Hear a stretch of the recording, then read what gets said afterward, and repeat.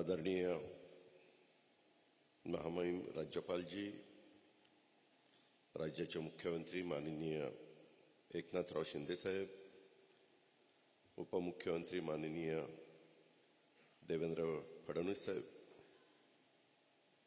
उद्योग मंत्री उदय सामंतजी,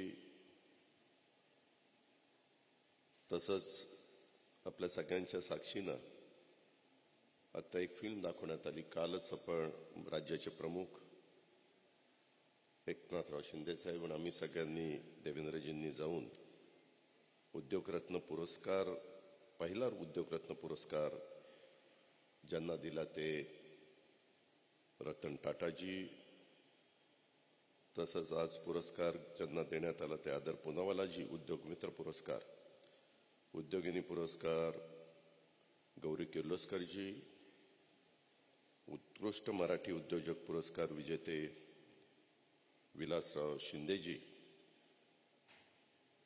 आज आवर्जून टाटा ट्रस्टचे अध्यक्ष माननीय श्री चंद्रशेखरनजी, अनेक उद्योग क्षेत्रातील उपस्थित असणारे सर्व मान्यवर,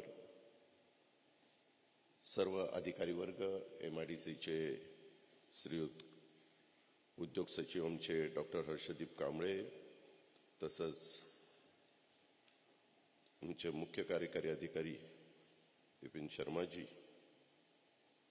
पत्रकार मित्र, बंधू भगिनींनो, माझ्या तरुण मित्रांनो, मी सुरुवातीलाच भारताच्या संगणक क्रांतीचे जनक माजी पंतप्रधान स्वर्गीय राजीव गांधी यांच्या आज जयंती आहे. मी जयंतीच्या निमित्तानं त्यांना विनम्र अशा प्रकारचं अभिवादन करतो.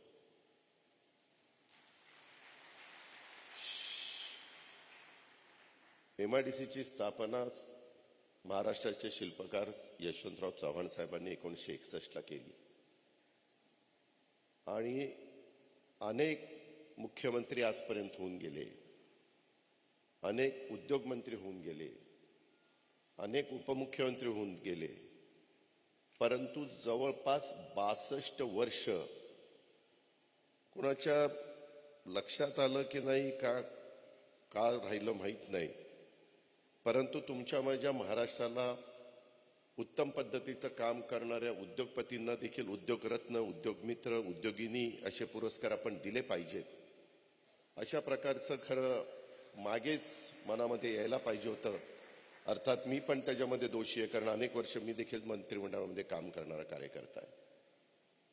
पण उदय सामंतजी आणि एकनाथराव शिंदेसाहेब देवेंद्रजींनी ठरवलं आणि यंदापासून तो पुरस्कार द्यायला सुरुवात झालेली आहे.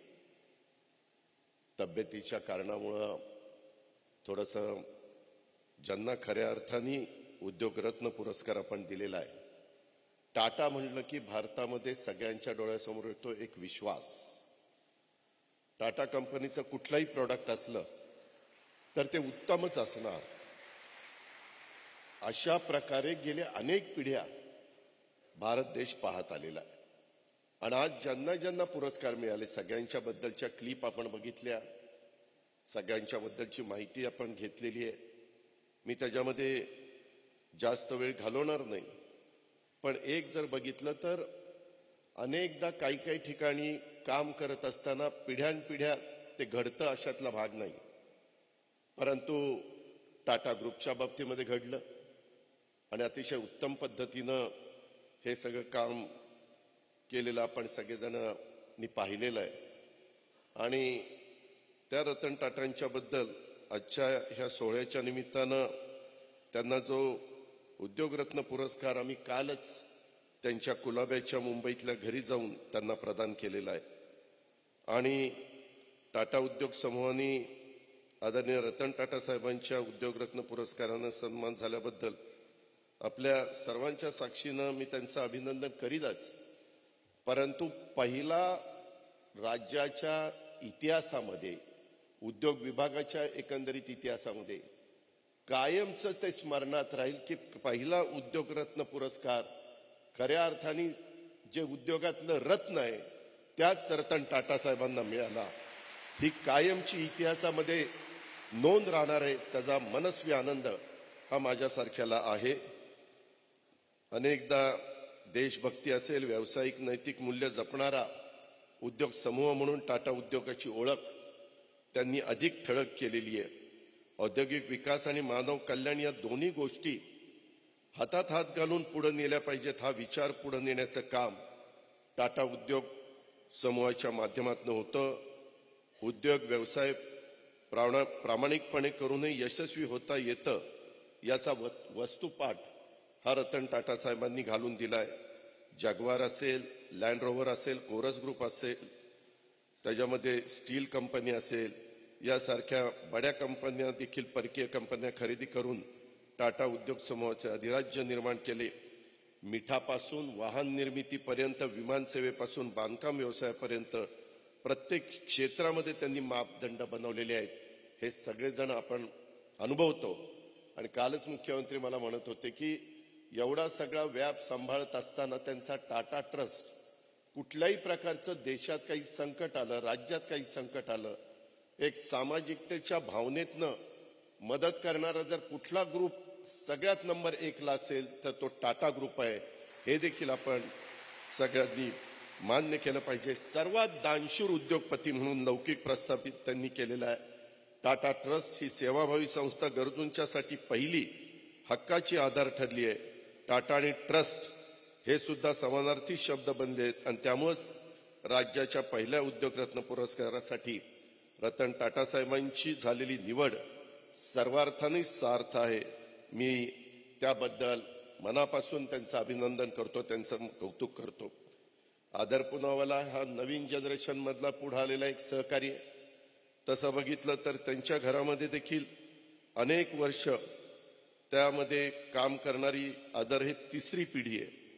तसं बघितलं तर त्यांचे आजोबा सोली पुनावाला, त्यांचे वडील सायरस पुनावाला आणि आताच्या पिढीमध्ये आदर पुनावाला, तिन्ही जणांनी आपल्या आपल्या कारकिर्दीमध्ये अतिशय उत्तम प्रकारचं काम केलेलं उभ्या महाराष्ट्राने बघितलेलं आहे. आज माझ्यासारख्याला, मी जरी राज्याचा उपमुख्यमंत्री असलो तरी मला मनापासूनचा आनंद आहे की आजचे पुरस्कार देत असताना 2 पुणेकरांना पुरस्कार दिलेले आहेत. एक म्हणजे सायरस पुनावाला आणि आमच्या गौरीताई. किर्लोस्कर आणि पुणेकरांचं किती जवळचं नातं आहे हे उभ्या महाराष्ट्राला माहिती आहे. त्यांच्याही बाबतीमध्ये लक्ष्मणराव किर्लोस्कर असतील, शंतनुराव किर्लोस्कर असतील, अतुल किर्लोस्कर जी असतील, आणि मगाशी कार्यक्रम बघताना माझे फार बारकाईनं लक्ष द्यायची मला सवय आहे. चांगले का वाईट आहे मला माहित नाही, पण ज्यावेळेस लेकीचा सत्कार चाललेला होता, लेकी बोलत होते, त्यावेळेस वडिलांच्या चेहऱ्याचा भाव मी त्या ठिकाणी पाहत होतो. अतिशय मनापासून कुठल्याही वडिलांना अभिमान वाटेल, अतिशय आनंद होईल अशाच पद्धतीचा तो पुरस्कार गौरीताईंना देत असताना अतुलजींच्या चेहऱ्यावर जे काही हावभाव होते ते कुठेही त्या बाबतीमध्ये आम्ही इकडं तिकडं जाऊन दिले नाही. आम्ही देखील आमच्या मनामध्ये ते साठवलेले आहेत. ही पण गोष्ट मी आवर्जून सांगेल. आमच्या पुनावाला परिवाराचे देखील आमचे अनेक वर्षाचे संबंध आहेत, 2-3 पिढ्यांचे संबंध आहेत आणि त्याच्यामुळं आज आदर पुनावाला यांचा होत असलेला सत्कार संपूर्ण पुनावाला कुटुंबियांचा आणि सिरम इन्स्टिट्यूटचा परिवाराचा सत्कार आहे असं म्हटलं तर अधिक योग्य ठरेल. आणि त्यांनी तर आज सांगितलं की इथून पुढे कुठलाही प्रसंग आला, काही नवीन करायचं असेल तर मी महाराष्ट्रातच करीन आणि त्यातल्या त्यात ते पुण्यातच करीन. त्याच्यावर पुणेकर तुम्हाला सगळ्या प्रकारची मदत करतील, तुम्ही काही काळजी करू नका. नेहमीच आपण करत आलेलो इथून पुढच्या काळामध्ये देखील मुख्यमंत्री उपमुख्यमंत्र्यांचे आशीर्वाद तुम्हाला आहेच, परंतु आमच्या सगळ्यांचं सहकार्य आदरजी कायम तुम्हाला मिळत राहील. आणि तुम्ही ज्यावेळेस 2011ला सिरम इन्स्टिट्यूटचे CEO झाला, त्याच्यानंतर कंपनीची सूत्र हातामध्ये घेतल्यानंतर वडिलांच्या काळामध्ये 35 देशांमध्ये लस पुरवणारी कंपनी आज आदर पुनावालाच्या दूरच्या दृष्टीतनं 150हून अधिक देशांमध्ये सिरमची लस जाते. हे आदर पुनावालांचं यश आहे असं म्हटलं तरी चुकीचं होणार नाही. आणि आजही त्याच्यामध्ये सतत काम असतं, ही पण बाब तितकीच महत्वाची आहे. त्याच पद्धतीनं आज मुंबई ही देशाची आर्थिक राजधानी असली किंवा महाराष्ट्र हे देशातील एक सर्वात प्रगत औद्योगिक राज्य असलं तरी राज्यातल्या उद्योग क्षेत्रामध्ये महिलांची शक्ती मोठ्या प्रमाणावर काम करत असली तरी उद्योग क्षेत्रामध्ये एक स्वतःची वेगळी ओळख, स्वतंत्र ओळख करणाऱ्या महिलांची संख्या तसं बघितलं तर आज थोडीशी अपुरी पाहायला मिळते. याची खंत एक कार्यकर्ता म्हणून, महाराष्ट्रातला नागरिक म्हणून माझ्यासारख्या मनात कायम आहे.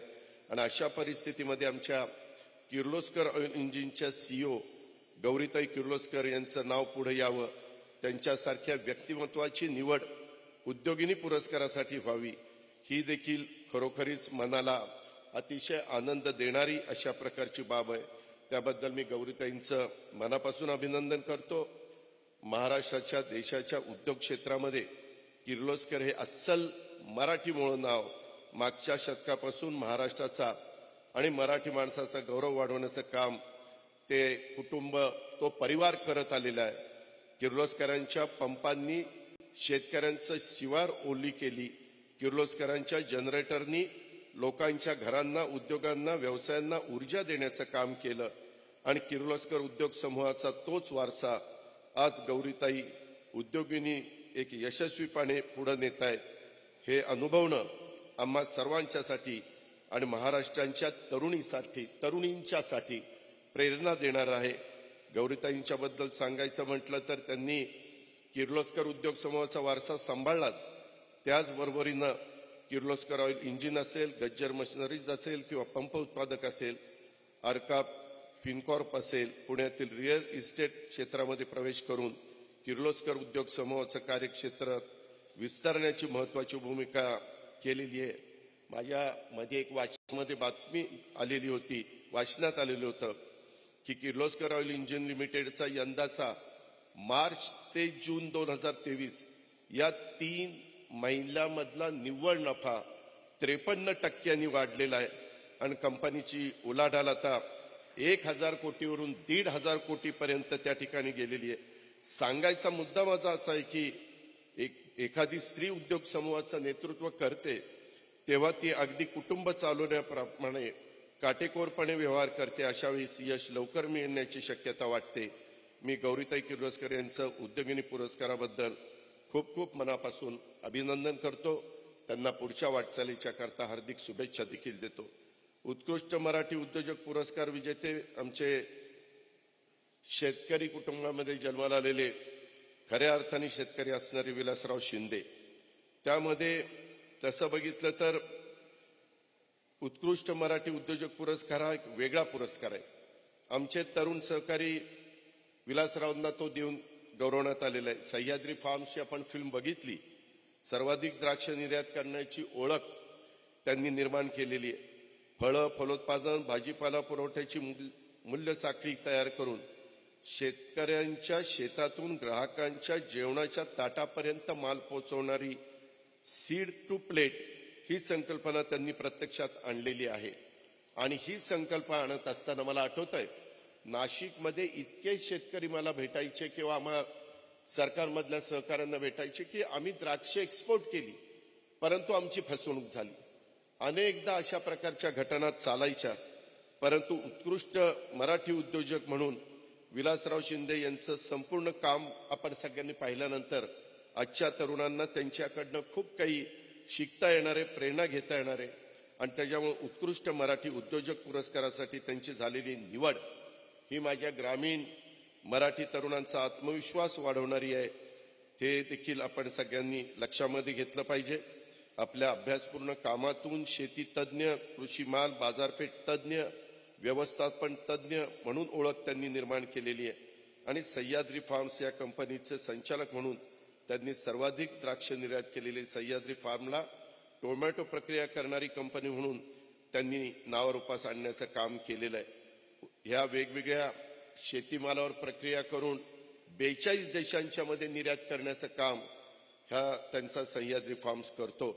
आणि Sahyadri farm post harvest care limited या कंपनीत देखील करोडो रुपयाची थेट परकीय गुंतवणूक झालेली आहे. आणि त्याच्यामुळं त्यांच्या ह्या व्यवसायामुळे जवळपास ग्रामीण भागात 6000 तरुणांना रोजगार उपलब्ध झालेला आहे. मी खरोखरीच विलासराव तुमचं खूप खूप मनापासून अभिनंदन करतो, कौतुक करतो.